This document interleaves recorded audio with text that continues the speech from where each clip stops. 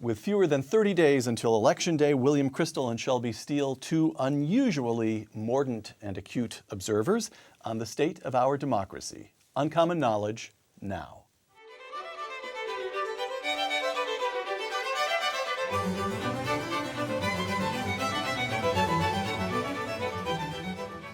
Welcome to Uncommon Knowledge. I'm Peter Robinson. By the way, be sure to visit our website at hoover.org/UK or our Facebook page at facebook.com/UNC-knowledge, facebook.com/UNC-knowledge. The holder of a Harvard doctorate in government, William Kristol, served as Chief of Staff to Vice President Dan Quayle. Since the publication was founded in 1994, Dr. Kristol has served as editor of the Weekly Standard. He appears frequently on television, especially on Fox News. The holder of a University of Utah doctorate in English, Shelby Steele, is the author of many articles and books, including The Content of Our Character, A New Vision of Race in America, and A Bound Man, Why We Are Excited About Obama and Why He Can't Win. The paperback will have a different subtitle. Dr. Steele is now a fellow at the Hoover Institution at Stanford. Bill and Shelby, welcome. Thanks, Peter. Good to be here.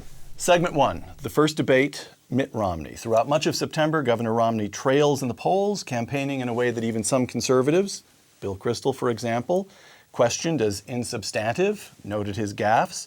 And then on October 3rd, the first presidential debate.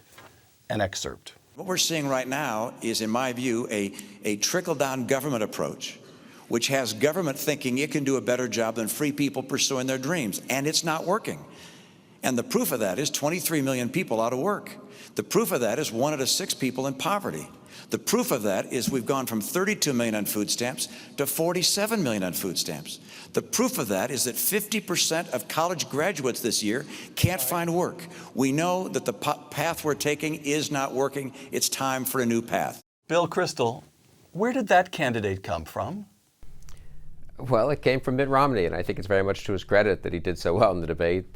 One thing about the debates, they can prepare you all they want, and the staff can give you all their advice. And at the end of the day, you're up there on the stage alone for 90 minutes, mano a mano, face-to-face, man-to-man with your opponent. And I do think you saw something impressive. I saw something impressive about Mitt Romney there. I've been critical of his campaign, and I think the proof's in the pudding. His campaign was drifting towards a 3, 4, 5-point deficit in the polls, and then Romney got up there on stage and made substantive comments. He made a substantive case against Obama's policies and for his own alternative, and didn't just say the economy's bad, but explained why the debt is unsustainable, and explained the difference pretty well, actually, between Obamacare and his health care reforms, and explained what his tax plan and contrasted it with Obama's. So I thought he really, the media now wants to say, well, he won on style. He was smooth and he threw around a lot of facts or quasi-facts, the media will say, and Obama was flat. But I think actually he won on substance, and the more substantive this campaign is, the better I feel about Romney's chances.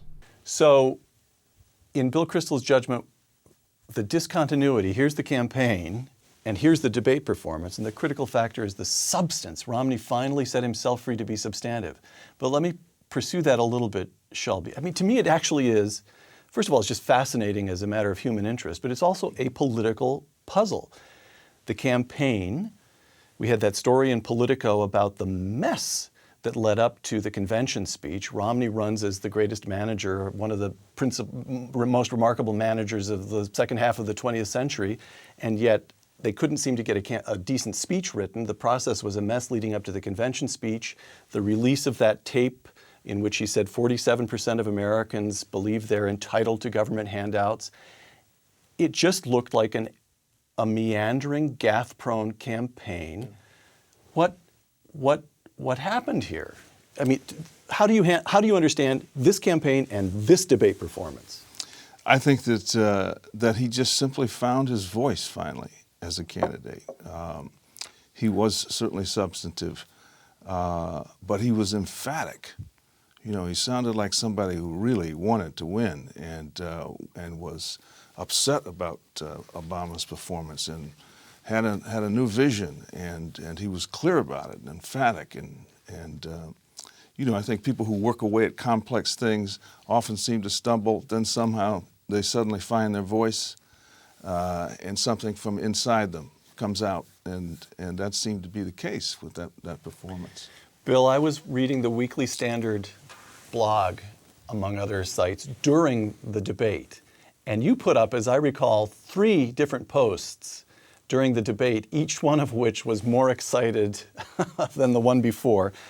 Here's one of the blogs you put up while the debate was still taking place. Romney comes out of this debate with momentum. Can his campaign turn a very good debate into a true inflection point? Close quote. So as we record this today, In Trade, the website that gives odds, is still showing Obama 2-1 over Romney. Nate Silver, the pollster for the New York Times, I should say he analyzes polls for the New York Times, is still showing Romney, I beg your pardon, Obama 3-1 favored over Romney. Have we seen an inflection point? And how does the campaign as an organization take a wonderful 90-minute performance and do something with it on the ground to move voters? Well, that's a question. It's easy for me to say, make it an inflection point, and it's a little harder to do it. I think a couple of things. Let Romney be a little freer on the stump, as Shelby said. He's got the enthusiasm now, the energy, I think the focus. Let him be a little less scripted. Let him to maybe take more questions, sort of have a meet-mitt format, and show him comfortable and dealing with the range of issues that a president has to deal with.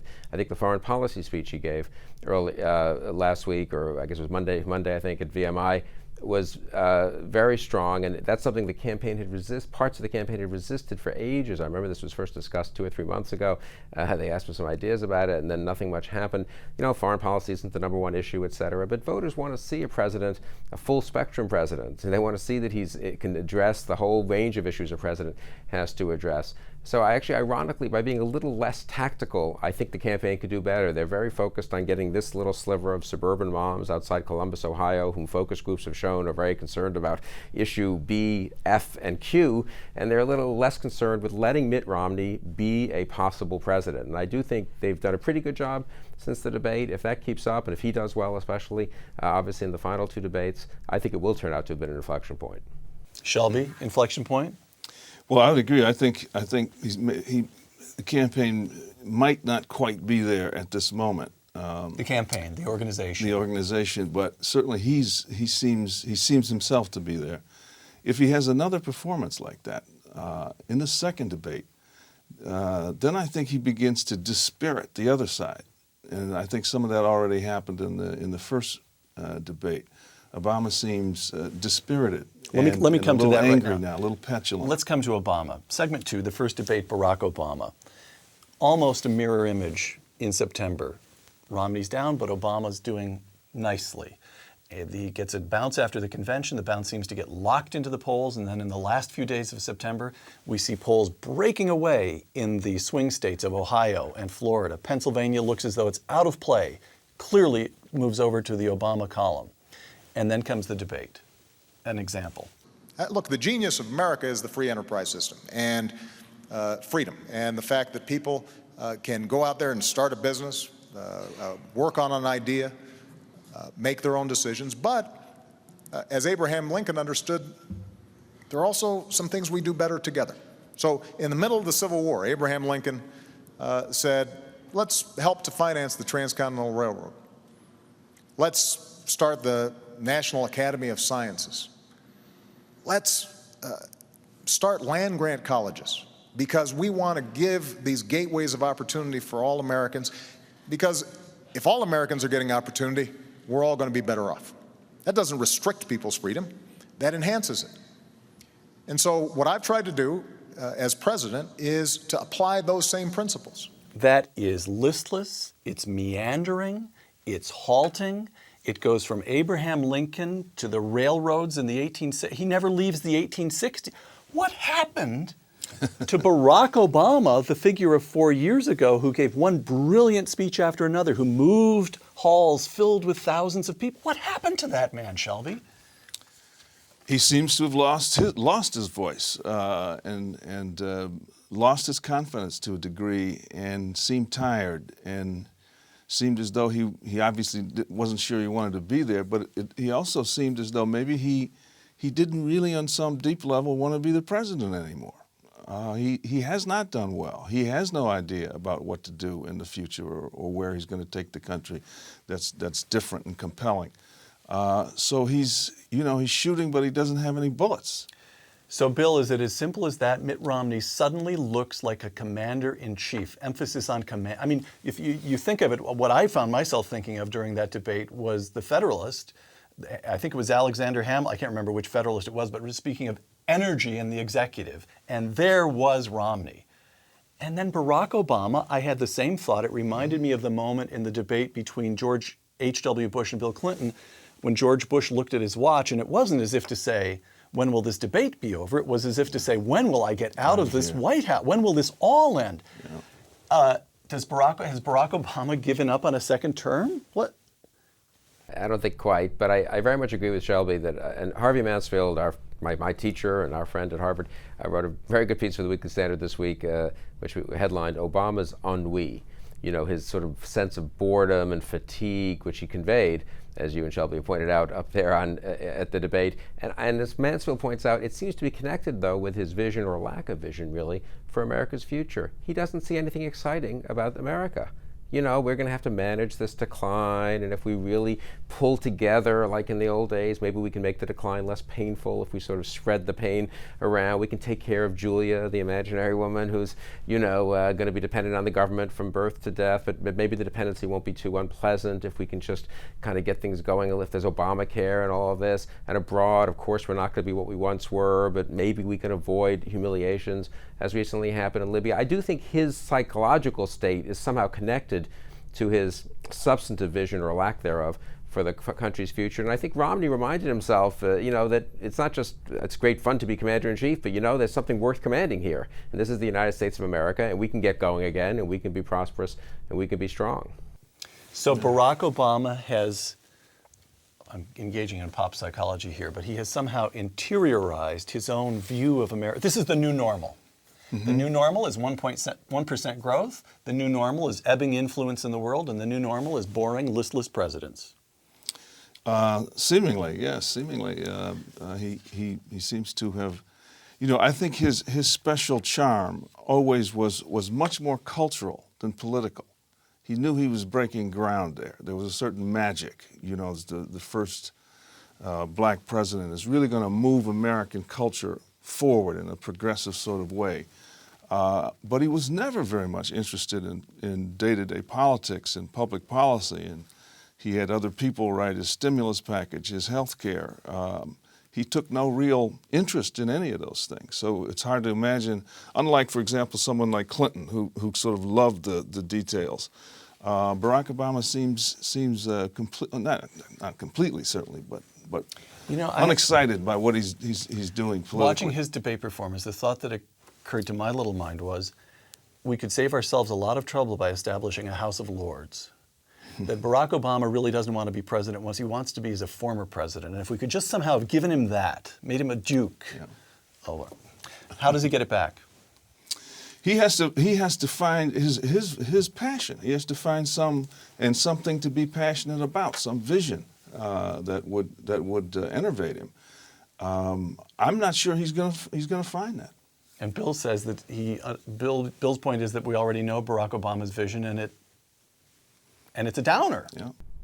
I mean, I think what the campaign seems to be doing is attacking Mitt Romney for lying. I mean, if your opponent has a very strong debate performance and 70 million people watch it, you can either sort of say, hey, just bad night, let's move on, and have a forward-looking campaign for the last month and try to build momentum for the second debate. Or you can try, and this isn't stupid necessarily, though it's risky, to discredit somehow retrospectively that first debate performance. And how do you do that? You implicitly acknowledge, well, he was better. He looked good on stage. I understand, Mr. and Mrs. Voter, why you were kind of impressed by Romney, and our guy was kind of flat. But you know what? There was a tissue of lies. And you can't be expected to have caught that at the time. It's 90 minutes. He's just throwing out these facts.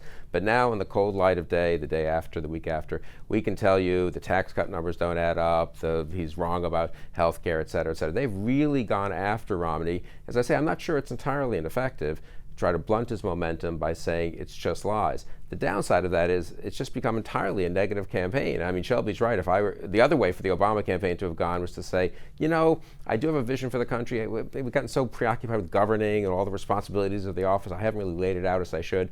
I'm going to give 3 big speeches of the old type to really explain what I hope to do in the next 4 years. He's very much gone the first route, the negative route. It could nick Romney. It could wound him. But I think it's awfully risky, and it could backfire on Obama, too, because it's so nasty. Right.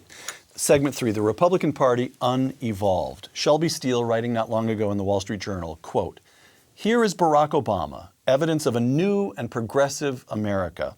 Here are the Republicans, largely white, looking peculiarly unevolved." Close quote. Explain that, Shelby. Well, you know, again, I think Barack Obama was really an important cultural phenomenon. He broke ground that nobody really imagined, and he flattered America profoundly. He gave us the sense that we were a country where social mobility was absolute. And so the idea of America as almost a kind of civilization is something that he brought to the table that these sort of nice middle-aged white guys had no access to, had no way of bringing that to the game, and so they simply did not. McCain certainly did not have the appeal. I think now that's a good bit of that cultural charisma, as I call it, has been deflated and punctured. And yet. Now we look at him as a political president. Right. And here he's been absolutely terrible, and but that's what he's going to be accountable to. It seems. During the debate performance, Romney was polite to the president, but there wasn't a moment in which he was deferential. I mean, unduly deferential. Right. There was no sort of affirmative action in Romney. Of course, right. we grant you that you're the first black president. There was none of that. That's gone now. He went right at him and deflated him. So. Let me read a couple of recent poll standings and ask you what the GOP can or should do about it. Gallup, late September. Jewish voters, Obama 70%, Romney 25%. And this is after the Prime Minister of Israel has given an address to the United Nations in which he virtually begged the Obama administration to do more about the nuclear program in Iran. Jewish voters still overwhelmingly in support of Obama. How come, Bill? And is there anything Mitt Romney can do about it? I'm afraid not much in the short term. You know, one of my father's favorite pieces is a talk he gave, I think 1999 to 2000 in Israel, called "On the Political Stupidity of the Jews." And I think we Jews are allowed to say this. Maybe others shouldn't go around giving this talk. But about a good chunk of the Jews and American Jews are just in love with liberalism. And Obama's not very pro-Israel. But you know what? A fair number of American Jews aren't particularly attached to Israel. They're secular. They're liberal. They don't want Israel to be destroyed, obviously, but they don't live and die with the notion of Israel's security as being endangered by Obama. So. I think Romney will do better than McCain. I think McCain lost the Jewish vote to Obama 78-22. This will be more like 70-30 perhaps. But it's a longer-term project. The good news is younger Jews are more open to being conservative and Republican. Certainly more religiously observant Jews are very open to being more conservative and Republican. And there are more young religious Jews than there are young secular Jews, because young secular Jews have the lowest birth rate probably on the planet, almost maybe after, I don't know, Germans or Swedes or something like that. And religious Jews have 3, 4, 5 kids. So that will take a while those demographics, that's a long-term solution, not a short-term solution. Okay, so just wait a few decades? That's all right. Shelby, NBC Wall Street Journal poll again in September. These are the most recent polls for which I can find data. Support African American voters. Obama, 95%. Romney, 3%. I think what that means is it's you and a couple of your buddies. We meet in phone booths. You meet in phone booths, exactly. This is after a Republican convention in which the GOP went out of its way to Condi Rice gave one of the major speeches, and this following 8 years of George W. Bush, when again and again and again he went out of his way to reach out to African Americans, and it just is not a sale. How come? Right. Well, again, I think Republicans have been, since the '60s, stigmatized as sort of secret, as if they have a kind of secret longing for the old days and they have not addressed, in a sense, the dilemma of being black in America and formulated a set of ideas that would be appealing. I think Bush began to do that with compassionate conservatism, and he worked pretty hard at it. It was sad to see that it didn't work. But I think in many ways Jews and blacks have a similar difficulty with this, and that is that they're often more interested in the cultural progress of society than they are the politics. They vote more for the cultural progressivism of a black president than for his actual policies, which blacks, I don't think, pay that much attention to. You never hear right now policy we know discussions. that unemployment among black youths in particular, but among African Americans is higher than among the population as a whole. So you could argue, I think probably it would be a reasonable argument, that Barack Obama's policy, this economy is hurting African Americans disproportionately. And they're 95% with him. Obama. And that's because they value what over jobs and the chance for economic progress? They, number one, they're flattered to have a president be black. They're interested in in cultural progressivism. That's probably at the very top of their list. They've suffered a lot with unemployment for a long time. And I think also at this point, there's an ego investment for blacks in this. The last thing black Americans want to see is a failed black president, somebody who's kicked out after his first term and by whites who have become disenchanted with him. And so there's this real pride. So if you're Mitt Romney, this is to me, an especially serious point. If you're Mitt Romney, all the polls indicate that if you win, you're going to do it with negligible black support. It'll be white people who carry you into office. Now, what does Mitt Romney do to bring African Americans into wider participation in society, in the Republican Party? What does he do about that? He can only do so much. I think he certainly can try to enunciate his principles, conservative principles, and his focus on business and the economy and so forth, and make it clear over and over again how that's going to impact the black community. So he can certainly do that. I don't think he should change any of them. He should just explain them make sure that these things have been explained to this community. But other than that, I don't think he should. It's also, one of the with regard to blacks, it's also important that blacks come forward themselves and say, these are principles that mean something to us as well, and so become a part of the conservative movement, not because they're an identity group that's going to get a favor, but because they agree with the principles. And I think that's the only appeal that Republicans are ever going to convincingly have. Bill, what should Romney do to welcome African Americans? You want in on this? No, I tend to agree. I mean, I've thought about this a lot on the Jewish angle, and I do think, generally speaking, just from a practical point of view, both from the point of view of politics and really of governance, it would be better for the country if more blacks, more Jews, certainly more Hispanics identified as Republicans, and there have been unfortunate setbacks, in my view, in the last 4, 5, 6 years. I think that's temporary, and that will fix itself. I think at the end of the day, you just have to govern, and govern in a serious way, and probably not obsess about it for the first year or two. Let people calm down. The people will be disappointed. You have the first African-American president, the first black president, and you're a proud black, and this is the moment after, God knows, centuries, a couple centuries of slavery, a century of discrimination, to have a president. You're going to be disappointed if he loses, most likely, if you're part of that 95% who vote for him. You've got to let people just kind of absorb that. But then 2, 3 years later, perhaps, you do go to the black community and to other communities, and you say, hey, let's just look at the results, and have I governed honestly in an attempt to do the best I can for all Americans, or have I somehow tried to divide this country? And I think Mitt Romney's not going to try to divide the country. Paul Ryan's not going to. His cabinet's not going to be divisive in that way.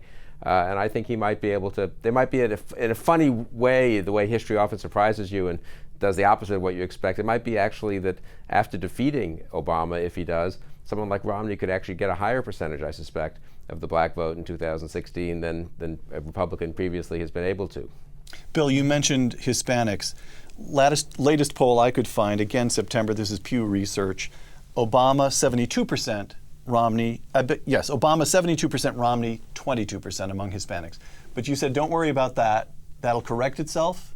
Well, I'm worried about it in the short term. I do think the Republicans were stupid on immigration when Bush and Dole Bush and McCain didn't handle it perfectly, but they were basically on the right track, I think, and half the Republican Party went nuts. And then Romney himself, and I do blame him for this, in the primaries really demagogued the immigration issue against Perry and against Gingrich, who had perfectly reasonable proposals. I mean, you can differ with the details or not on in-state tuition or what you're going to do with people who've been here illegally for 20 years. But Romney had a pretty hard edge to his attacks on Perry and Gingrich, and different from what he had done, I believe, as governor of Massachusetts, and different, I think, from what he really believes. So I think he's paying a little price for that. I mean, most Hispanics aren't, obviously, God knows, aren't illegal immigrants, aren't the kids of illegal immigrants. They may even be hardline on illegal immigration, but I do think they regard this as a little bit of a matter almost of respect, kind of a cultural question, as Shelby was saying, and I think Romney will pay a price for it this year. What I meant is not to worry about it. I do think over the medium term, even the reasonably short term after we get through 2012, there are plenty of attractive Hispanic Republican politicians. I do think Hispanics are just not as separate from the rest of the country, from the majority of the country as blacks are in terms of million sociological indices. And I think that's going to be a little easier for Republicans to make their case to those communities. Segment 4, foreign policy. In Afghanistan, we have tens of thousands of troops on the ground. The government in Kabul remains surly, if not openly hostile, and the countryside remains open here and here and here to the Taliban. In Iran, the regime is moving ahead with a nuclear program. In Iraq, Frederick and Kimberly Kagan write in the most recent issue of National Review, quote, "Far from being a success, American policy in Iraq has created an extraordinarily dangerous situation." We'll come in a moment to Mitt Romney's speech on foreign policy, but right up until that speech, I know Bill believes this because he wrote about it over and over again. I suspect you believe it too. There was a remarkable absence in this presidential campaign of attention to foreign policy. Why?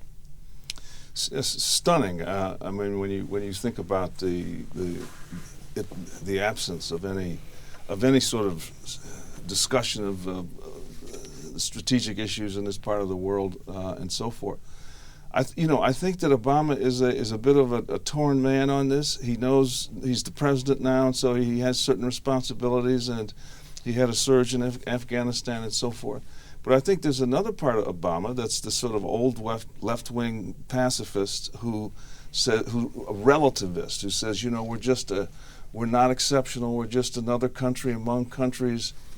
If we recede and not present ourselves to be in the front and we lead from behind, people will like us. In other words, sort of the decline in American power is something he's offering as a kind of virtue. Right. As if this is our goodness, and greatness is reflected in our weakness, really. So killing Osama bin Laden, the drone attacks, Victor Hansen had worked it out that this administration has engaged in something like 8 times as many drone attacks per month as the Bush administration. Obama's engaging in a fighting retreat, but it's still a retreat. Is that the way you see it? It seems that way. And so it's hard for Romney. The one reason that until Romney's big speech on foreign policy, there's been such an absence of attention to this subject in this campaign is because it's hard for Romney to get a grip on Obama, because he did kill Osama bin Laden and he has been launching drone attacks. He has got Leon Panetta in the Pentagon, and you wrote a piece in the Weekly Standard, "Listen to Leon." So the Obama foreign policy isn't that bad in some way. Bill? Well, he backed off on some of the worst parts of it. You don't hear the kind of Cairo speech rhetoric, this rhetoric from 2009 anymore from President Obama. And so in that respect, he got mugged by reality, and some of his policies adjusted and some of his rhetoric adjusted. But I still think we're having a slow motion, and maybe not so slow motion anymore, decline in U.S. prestige and power and influence in the Middle East especially, but really around the world. And I think Governor Romney could have adjusted earlier. I mean, I think his pollsters told him, A, the public wants to hear about the economy, and B, actually because of the killing of Osama bin Laden and because of war weariness, the public probably is okay with Obama. But there are two ways you can react to poll numbers showing Obama over Romney in foreign policy, I don't know, 55-40 or whatever it would be. You can say, oh, I guess I better shy away from that issue. Or you can say, you know what, I'm running for president. I'm not likely to win if it remains at 55-40 for the incumbent president on foreign policy, which is kind of an important part of the job description. I need to explain to the American public that he doesn't deserve that high number. And I think that's what Romney's begun to do. And I do think partly as a result of events in the real world and a little bit as a result of the debates, of the debate on foreign policy as well, that high number for President Obama is beginning to come down, as I think it should, because I think we've survived the way I put it is this: we've survived the first 4 years of President Obama. We had a lot of capital built up, if you will, a lot of military strength, a lot of prestige in a sense for being tough, and a lot of wariness about messing with the U.S. I really worry about the next 4 years because I think now the capital has been pretty well depleted, and 4 more years of these policies I think could be genuinely very dangerous. All right. Mitt Romney at the Virginia Military Institute on Monday, October 8th, Shelby, quote, I will put the leaders of Iran on notice that the United States and our friends and allies will prevent them from acquiring nuclear weapons capability. I will restore the permanent presence of aircraft task forces in both the Eastern Mediterranean and the Gulf region. I will work with Israel to increase our military assistance and coordination. Now, that's Mitt Romney, pretty forthright and straightforward. But in Iraq, that American war in Iraq lasted roughly twice as long as the Second World War. And now we read Frederick and Kimberly Kagan telling us that it's all slipping away anyway. In Afghanistan, we've been there almost a dozen years. We still have almost 70,000 troops on the ground. And for what? And so Mitt Romney has a tough job politically. This is the question. Politically, how do you appeal to the American people without either saying, I'm going to give you more of what you don't want. I'm going to go right back to George W. Bush, or this business of Israel and Iran. Maybe you don't sound intemperate. Maybe you don't sound as though you want to start new wars, but it's still rather scary to say I'm going to stand up to Iran, which is on the way to getting nuclear weapons. So as a political matter, how does he do that? Well, I'm not sure Bush did it very well either, but a lot of it comes out of our exceptionalism. One of the questions that Kagan asked at the beginning of his book: imagine if America was not in the world, what would happen? What kind of adventurism would be encouraged, and what there's really no telling what could happen. So I think what Romney one thing he has to do is make the argument that our exceptionalism, whether we like it or whether we don't, in a sense, requires that we show some strength in order to maintain stability in the world. There is no other real force that can do that. And so if we didn't do that, what kind of country would we be? What kind of people would we be? So yes, we're paying a price, but Obama sort of backing away from this role, this exceptionalism, has only made things worse. And if he were to continue to do that, he would obviously it would make things worse yet again. Bill, Governor Romney at VMI, quote, I believe that if America does not lead, others will. Others who do not share our interests and our values, and the world will grow darker. Now that, I'd be willing to suggest you might almost have written that yourself. That's in some ways a perfect formulation, isn't it?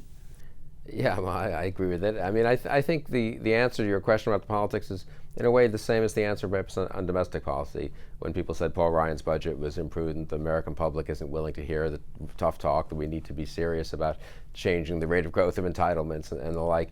I do think the Romney-Ryan campaign has to bet on the proposition that the American people, enough of them are adults, that they're willing to hear some hard truths. They don't think the world out there is a nice place that where you can just avoid ever fighting or even threatening to fight or threatening the use of force or having a strong military. And they're willing to hear that at home, when you run trillion-dollar deficits, you're going to bankrupt yourself.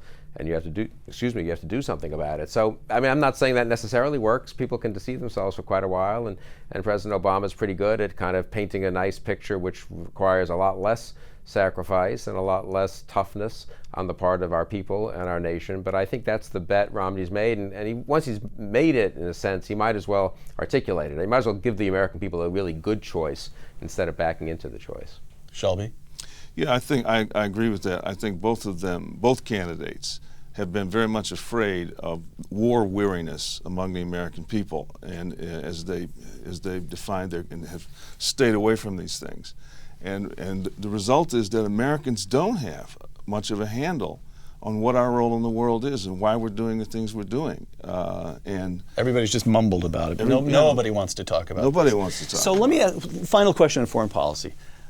Contrast it with domestic policy or the economics. My reading of Romney and his campaign and his economic advisors, some of whom we all know, is as follows. All we have to do, essentially, is stop being stupid. Stimulus programs, get Ben Bernanke out of the Fed, bring tax rates down, get regulation down. There's an immense amount of capital on the side. There's an immense amount of human capital. This economy can get moving again. There's a win in prospect. And in foreign policy, where's the win in prospect? Yeah. We spent 8 years in Iraq, and the Kagans now tell us that it's slipping away all over again. Is there a win that Romney can suggest? Bill? Well, I mean, often in foreign policy, the win is averting all kinds of terrible evils. You know, I remember when I was younger and worked at the Hudson Institute for Herman Kahn, he used to give this speech, what if Britain had intervened in the Rhineland in France in 1936? And he went through a plausible history of Europe for the next decade. Total mess. I mean, it would have been chaos. There would have been disarray in Germany. There would have been problems on Germany's borders, civil war in Spain, of course. Britain and France would have had trouble occupying this area. And you write a very unpleasant scenario. And of course, you don't know what much greater evils you averted. I'm not saying it's quite comparable to that, but I think explaining to the American public what it would mean for Iran to get nuclear weapons, for nuclear arms race in the Middle East, explaining what it would mean to really retreat in disarray from Afghanistan, the place where 9/11 was launched, what that world would then look like, what consequences other nations would draw from our actions. But I agree, it's not quite 5% growth. It's more, we have certain responsibilities, and we ultimately think it produces a much happier world for our children and grandchildren. But it's a little bit more of a tough love message than let's unleash all that capital and let's have, a booming economy. Right. Final segment 5, November 7th, the day after. You've talked about making a bet on the American people as adults. Bill just mentioned tough love. Tom Sowell said on this program not long ago that this election represents not just a choice between two candidates, but a test of the American electorate. Mm-hmm. Now, let's suppose Barack Obama wins. What should conservatives do? What's the role of the editor of the Weekly Standard? What's the role of one of America's leading public intellectuals? Will we have reached the moment where we should head for the monasteries and just try to keep faith alive as we enter a new dark age? Bill, what do you do if Barack Obama wins is in for another 4 years?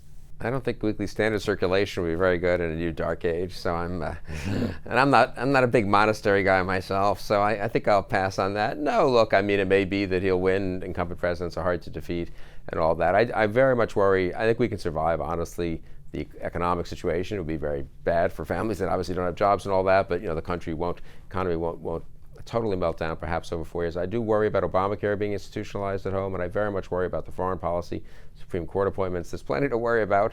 And I do think it might be a moment there where we would say, look, I mean, the good news, let me put it this way. The good news is there are a lot of impressive younger Republican and conservative governors, senators, congressmen. So I don't think this is a moment where you just say, hey, conservatism has run its course. It was nice, it was fun, Reagan, even George W. Bush, Gingrich, to Tea Party, but I guess it just fizzled out. I don't buy that when you've got the evidence on the ground of policies of Mitch Daniels and Chris Christie and Scott Walker and young people like Marco Rubio in the Senate and Paul Ryan, that those policies are working, actually, especially at the state level. That gives me a great deal of heart. But it would still be a tough 4 years to make it through until we elect Chris Christie or Paul Ryan or Marco Rubio or Scott Walker in 2016. You heard it here first. The Weekly Standard will be relocating to Indianapolis. So what do you do for 4 years if Barack Obama remains commander-in-chief? Well, you know, sometimes maybe the American people would be saying in this eventuality that they need more time. They want to see. They want more time with Obama. They need to understand why his ideas are not good, and maybe and so I would look at 4 more years of Obama as a kind of teachable moment, continuing educational experience. Yeah, we're okay now. You didn't get it the first time, but here you know, Obamacare, a remedial experience. A remedial experience where and would be therefore much more eager the next time around to bring in Republican ideas. Okay, now let me ask what may be in some ways a harder question. We suppose instead that Mitt Romney wins. Let me quote David Brooks of the New York Times, writing about the first debate in a column headlined, quote, "Moderate Mitt returns!" Exclamation mark. Quote, "Romney did something no other mainstream Republican has had the guts to do. Either out of conviction or political desperation, he broke with Tea Party orthodoxy and began to redefine the Republican identity. And having taken this step, he's broken the spell." So let me turn to the Wicked Witch of the West, Bill Kristol, who wants to continue the spell.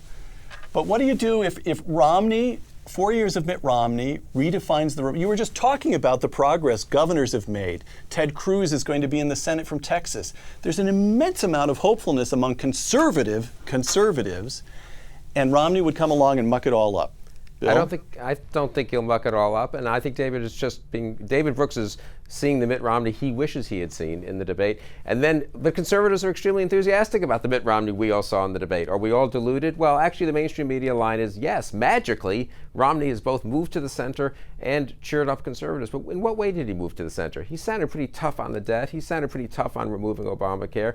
He sounded pretty committed to reducing tax rates and flattening the tax code and removing some exemptions and deductions. He was very strong on the private sector creating jobs. I feel that I don't know what kind of president, you never know ahead of time what Mitt Romney will do, but I don't believe that if Mitt Romney wins this election, it won't be because he moved to the center.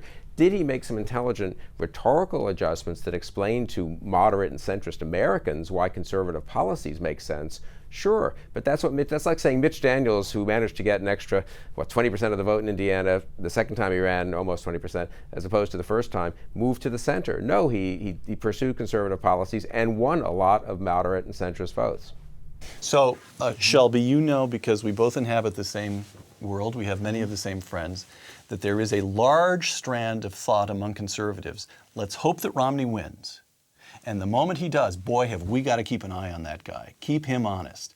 It sounds as though Bill is persuaded that the process of running for president has taken this moderate governor. He himself said that he was a progressive and a moderate when he was running for governor.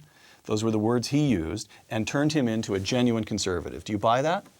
I really do. You do? And I think the foreign policy speech the other day was another example of somebody really finding their voice precisely when they come into contact with the sort of classic conservative point of view, leading from strength.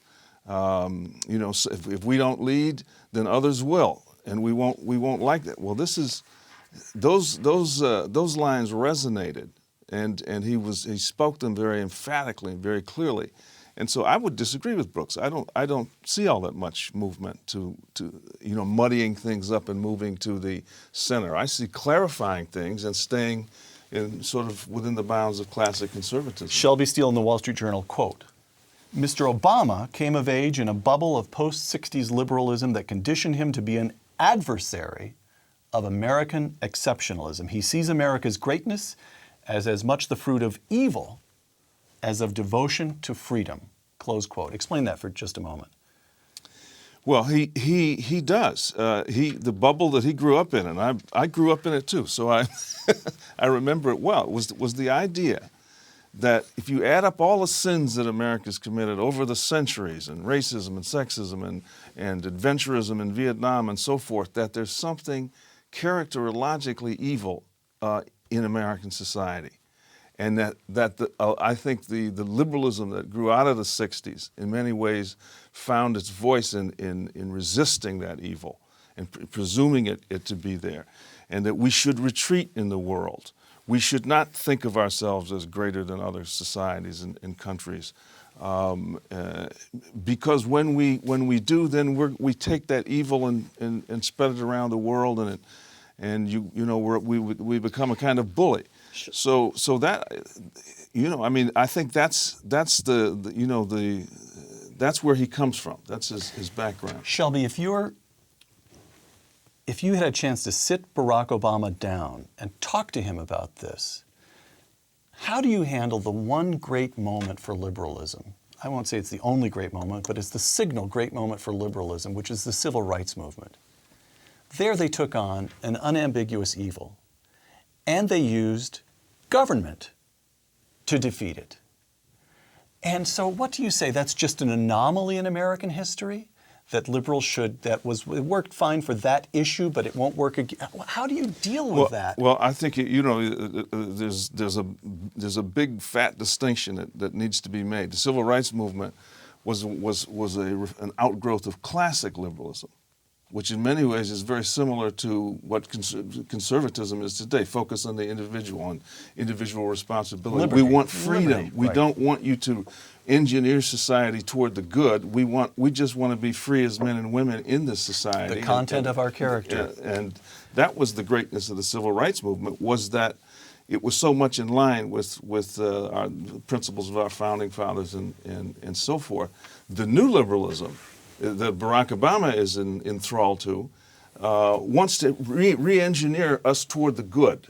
Doesn't believe in freedom, it believes in the good. We can make the world better for everybody. And then you get all the unintended consequences and so forth. But I would try, I would try to coax him back to the classic liberalism. All right. So we have Barack Obama, Bill, who tends to understand American exceptionalism in terms of America's being exceptionally bad. Here's Mitt Romney, one last quotation from Romney's speech at VMI, quote, "This is what makes America exceptional. It is not just the character of our country, it is the record of our accomplishments. America has a proud history of strong, confident, principled global leadership, a history that has been written by patriots of both parties," close quote. So, Bill, this is the moment when I say, you've been pretty critical of Mitt Romney, and we just would like to give you this moment on camera to recant. I think the criticism was constructive, and maybe it helped bring Mitt Romney to this fine place that he is now, at least for now. And I'll be critical in the future when I disagree with him, but it was a good foreign policy speech, an excellent debate performance, and generally speaking, I think the point you made earlier, and maybe Shelby made it too, and Jim Lehrer, you remember Lehrer moderating the debate kept saying, "I want to clarify the differences between you." It was not Mitt going to the mushy middle. That is a total misunderstanding of what he did. And incidentally, the foreign policy speech too, he at one and the same time gave a strong, as Shelby says, articulation of basically conservative foreign policy doctrine, and said this is a bipartisan tradition from Truman on. So is that a contradiction? No, because in fact the left has moved away from what was once a bipartisan tradition. It now resides mostly in the Republican Party with a few people like Joe Lieberman. And so you can be at once, I think, somewhat bipartisan, somewhat reach out to centrists, moderates, Democrats, and be a pretty strongly principled conservative. And as long as Mitt Romney does that, I'm with him. Okay. Last couple of questions, very brief. Give me a sentence of advice for Paul Ryan and Joe Biden as they approach the vice presidential debate. Boy, I'd have to think about that. I think that, I think both men will be themselves for the most part. I'm not sure that vice presidential debate is the most important one, but you want certainly Ryan to hold his grounds, and Biden can be very nasty and can get under your skin. And I think he's going to have a difficult time working that strategy with Ryan. Ryan, I think, is a pretty cool-headed guy and should stand there, be that. Paul Ryan, just be yourself? Yeah, Bill? I think he should. I am a fan of his and a friend of his.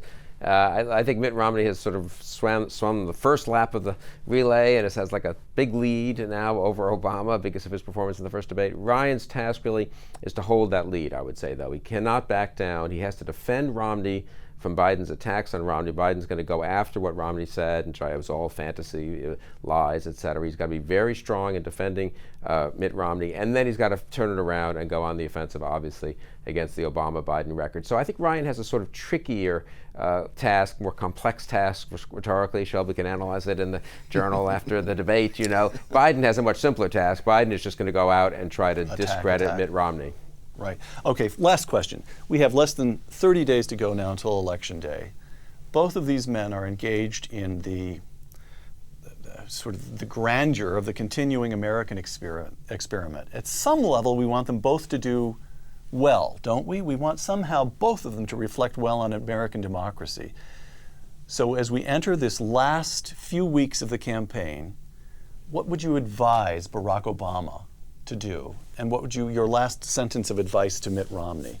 Bill, if we could cause Barack Obama to listen to you to the extent of 2 or 3 sentences, what would you say to him? I'd say actually to both of them pretty much the same thing, and I think it would be good political advice as well as good for the country. Just lay out your positive message. I mean, of course you're going to attack the other guy in ads and even in person, but neither of them has done as much as they could have done, though I think Romney's done more in the last week or two, to explain what they want to do for the country. Shelby? Well, I certainly would agree with that. I think, there's another part of me that thinks politics is war by another means.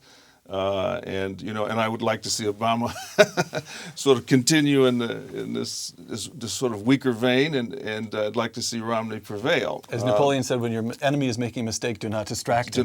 Do not distract him. But my advice to Romney is you've really found your voice. Keep it. And there is this quite a struggle for stature. If you're going to be the president, and Romney made great gains there last week, and I think he's got to really never be afraid of Obama. Because Obama's going to obviously come back, but be the same. Be strong. Shelby Steele of the Hoover Institution, Bill Kristol of the Weekly Standard. Thank you both. Thanks, Peter. For Uncommon Knowledge, I'm Peter Robinson.